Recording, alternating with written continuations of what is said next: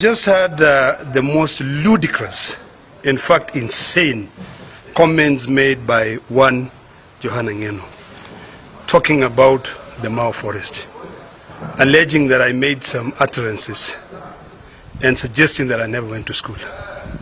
Ngeno, I want to teach you a lesson. You don't know nothing about conservation. I planted over 26 million trees in the Mao forest.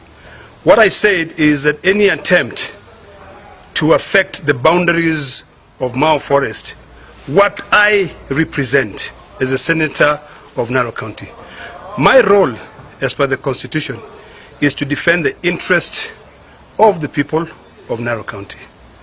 You know, you act as if you are an MP for Bomet. That's absolutely ludicrous. So all those nonsensical things that you're saying, I think you're the one who ought to go back to school.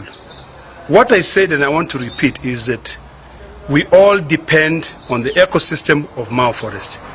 What Bartok wanted to do is similar to what the former governor of Kericho was attempting to do. You know, we know your politics, and I dare you. You continue messing around with Narok. We'll deal with you accordingly. I see you running around with the governor, trying to give him some advice. Make sure you give him advice that only relates to your constituency, but not advice that relates to the entire Narok County. You know nothing about Narok County. And I'll tell you something. When you talk about conservation, you know, speak and practice what you preach. I'm standing in my own private forest. So when you're telling people that they don't know geography, I know. And if those, you know, the former leaders who saw it fit for the entire ecosystem of Mao that, you know, goes around Narok and Bomet to be administered through Narok administration, who are you now to come and say, no, let's go change? So stop lying to people. We know, you know, we know how cantankerous you can be.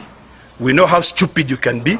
So let me tell you, don't go making any, you know, allegations. Come to me, ask me what I said. Because when you just yap and yap and yap, we can do it that better than you can do it.